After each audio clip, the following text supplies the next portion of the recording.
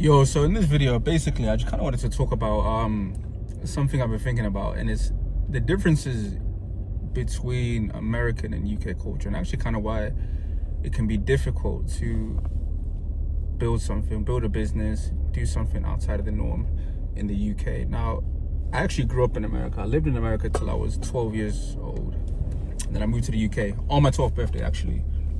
And yeah, it's interesting because you see in America, you're kind of taught to follow the American dream, aim for the stars, shoot for the stars, all that kind of jazz. It's kind of corny, but what happens is you're kind of told this idea that, yeah, you can do whatever you want. You could be the president if you want to. You could be, you know what I'm saying, the next Richard Branson, whatever the case is. And like, you actually grow up actually believing that. Like, you actually have a sense of confidence where you think, right, if I actually like apply myself, I can do like whatever I want.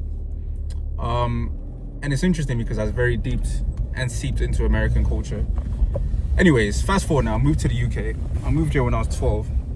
I lost the accent for better or for worse, but here we are. So, and I didn't really understand it when I was younger because there was a lot of times where I didn't really fit in 100%. Maybe because I'm just weird, but obviously because of the way I think, the way I see the world.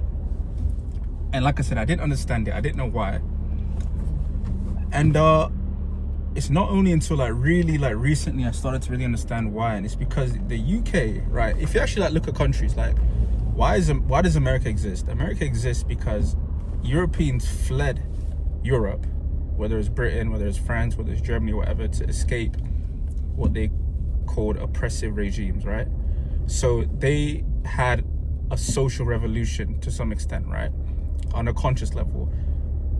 UK actually never had a social revolution. Like, it went from feudalism, so basically it went from like the king who gave power, who like had like lords under him, and the lords owned land and peasants worked on the land that the lords owned, which is why it's called landlords, right?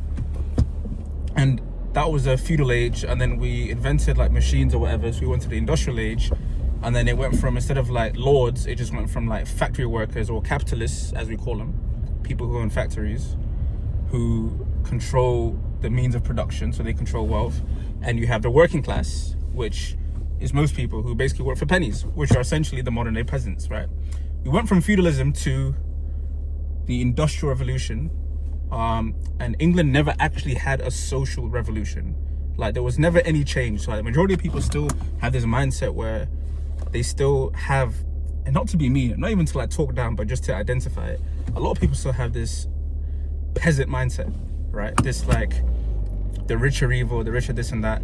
I'm born a peasant, I'm gonna die a peasant. There's no real way for me to like hustle or work hard or learn or innovate to change to have some social mobility. Like, it's still very seeped into the culture.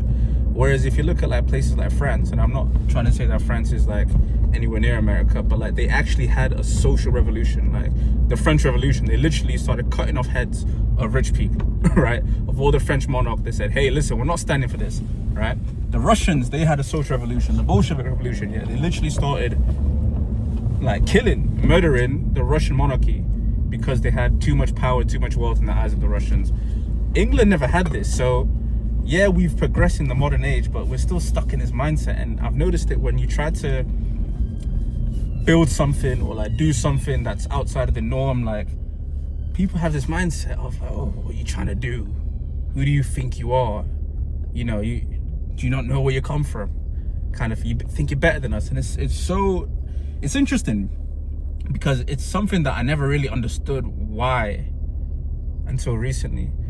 So I guess what I'm trying to say is, if you're, you know, even remotely ambitious in the UK, or you want to do something, or even if you just want to dress differently, you want to build a business, you want to try new things that your friendship group don't approve of or whatever, like, understand you're going to get met with some resistance. You're going to get met with questioning. And really what I'm trying to say is, whatever it is you're trying to do, you need to have like a reason as to why you're doing it. Like, it has to be strong enough for you to overcome that, because the reality is you will get that in the UK.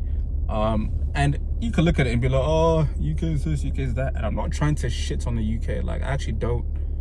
I think there's a lot of cool things about the UK culture, but that's one thing that I guess is a negative. But it's not really a negative. I think it's a positive, because here's the thing.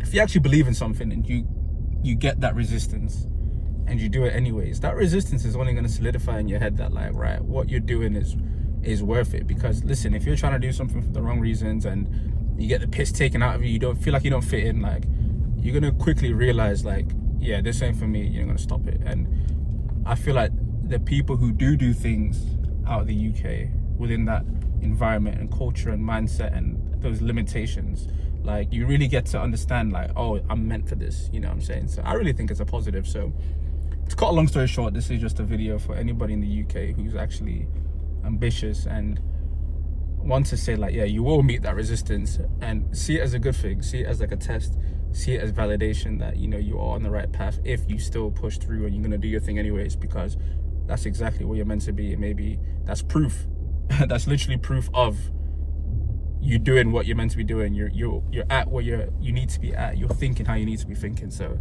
yeah, that's that really. And truly hope you fuck with that insight. You get me? Yeah, man.